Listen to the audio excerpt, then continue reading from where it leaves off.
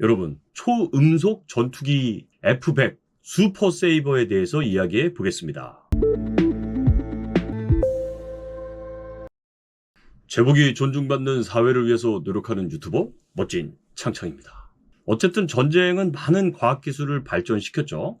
그 중에서도 가장 큰 전쟁이었던 1차 대전과 2차 대전 이후에 인류는 고민을 하게 됩니다. 그 전까지는요, 주로 육지와 해상에서 육군과 해군이 전쟁을 주로 했단 말이에요. 그래서 해상력, 즉 제해권을 가진 나라가 지구를 지배했다. 바로 해가 지지 않는 나라 영국이 거기에 해당이 되겠죠. 그런데 2차 대전 때 바다에서 전함끼리 싸우고 포를 쏘고 서로 격침시키고 하는데 이게 쇠로 만들어져 있으니까 포를 몇 대 맞아도 끄떡없이 견디고 하다가 항공모함이 등장하면서 항공모함이 함재기를 이륙시켜서 그 함재기가 때리기 시작을 하니까 전함이 속수무책으로 고꾸라지더라는 거죠. 완전 침몰됐죠.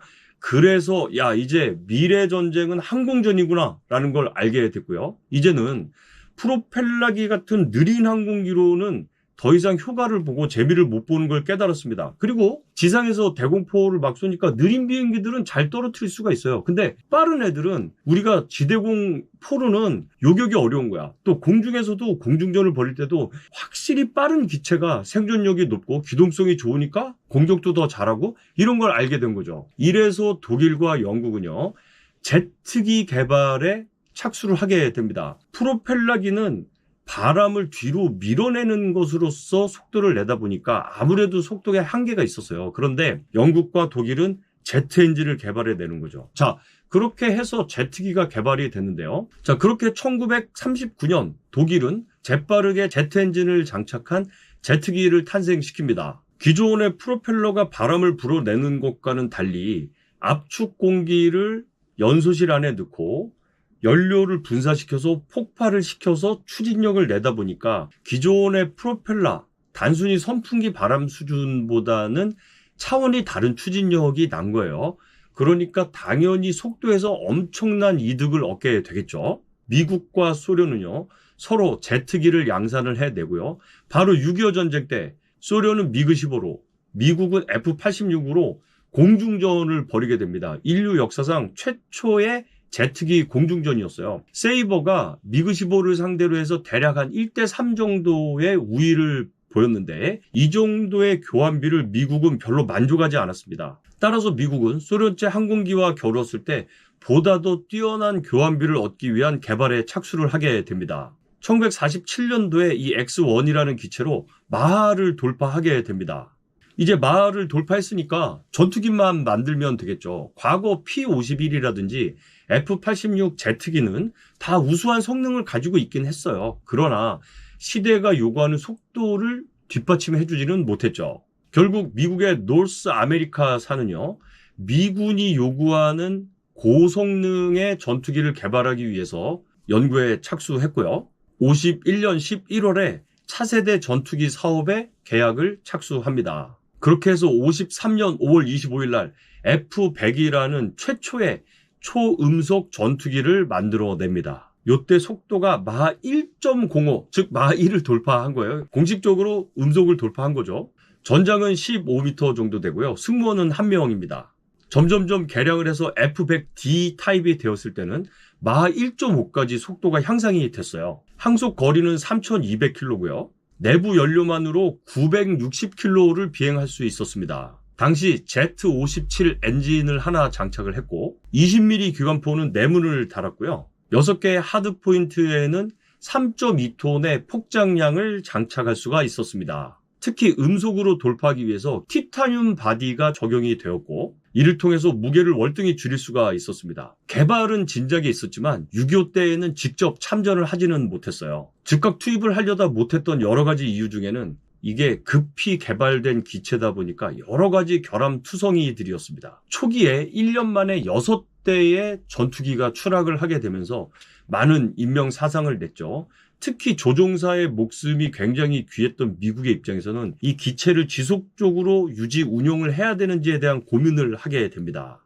이게 특히 속도가 빠른 건 큰 의미가 있지만 속도가 빠른 대신에 기동성은 썩 좋지는 않았다. 이건 무슨 얘기냐면 속도 자체는 빠르지만 그렇다고 기동을 잘 할 수도 없었고, 그 다음에 기동이 잘 안 된다는 거는 안정성에도 좀 문제가 있었다는 거예요. 그러니까 추락을 많이 했겠죠. 또 외부에 이 파드에 무장을 장착하면 그냥 맨몸일 땐 마 1.4, 1.5로까지 최고 속도 날랐는데 정작 무장을 달면 아음속으로밖에 못 나르는 거야. 그러면 이게 뭐가 어떻게 초음속 전투기냐, 이런 비난도 좀 많았어요. 그러니까 미 공군은 야, 그러면 이것이 그냥 어차피 개발된 거 고속으로 침투해서 적지에 떨어뜨리는 폭격기로라도 좀 쓰자, 이렇게 된 거죠. 그러니까 계속 개량하고 개선하고 해가지고 나중에는 한 2.5톤 정도의 폭장량을 갖게끔 됩니다.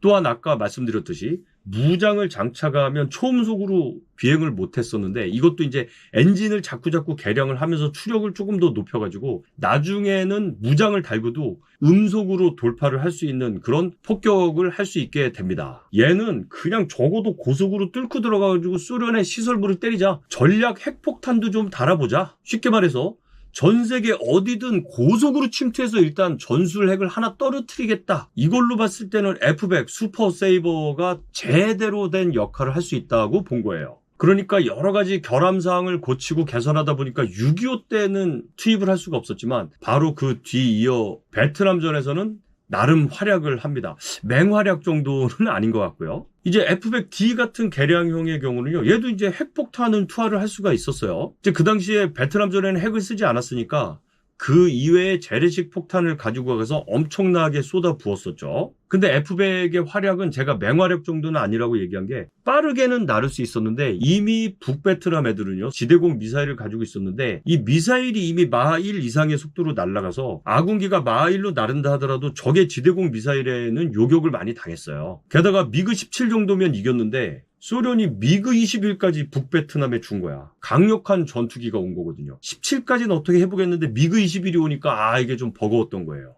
왜냐하면 미그 21은 얘 자체가 마 2의 속도로 기동을 할 수가 있었거든요. 바로 이 미그 21은 당시 공대공 전투에 혁혁한 공을 올렸던 F4 팬텀에게 넘겨주게 됩니다. 그러면 공중전의 역할을 F4 팬텀에게 넘겨주었기 때문에 F100이 했던 일은, 그렇죠, 많은 폭장량을 가지고 지상을 때리는 대지 공격용으로서의 역할을 하게 됩니다. 이 지상 공격에는 제법 효과를 냅니다. 바로 그런 공대지 임무의 중요성이 부각이 되었고, 공대지 능력이 점점 개발이 되다 보니까 훗날 이 F-100 슈퍼 세이브는 A-10기가 탄생하는데 주요한 모티브를 주게 됩니다. 우리나라는요 정식 수입은 안 했고 1968년 북한이 아주 생난리를 치죠. 그렇죠. 프레블로 납치 사건이 있었잖아요. 미국이 짱 열받으니까 그때 저 F-100 2대를 군산기지에 임시로 보내게 되는데요. 그때 F-100 2대가 온 것 자체가 의미가 있는 게 아니라 F-100 2대가 뭘 가지고 왔냐가 큰 의미가 있겠죠. 여러분, 뭘 가지고 왔을까요? 그렇습니다. 전술 핵 무기를 장착하고 온 거예요. 여차하면 그냥 북한 애들 가만 안 두겠다, 막 이런 의지를 가지고 있었던 거죠. 그리고 1979년 이 F-100 모두를 이제 퇴역을 시키기로 결정을 하죠. 자, 이 F-100 세계 최초의 초음속 전투기, 여러 가지 고쳐야 할 것이 많았던 초음속 전투기, 바로 그 F-100 슈퍼 세이버에 대해서 오늘 이야기해 보았습니다. 여러분들의 좋아요, 구독, 알람 설정은 저에게 힘이 됩니다. 제복이 존중받는 사회를 위해서 노력하는 유튜버 멋진 창창이었습니다. 감사합니다.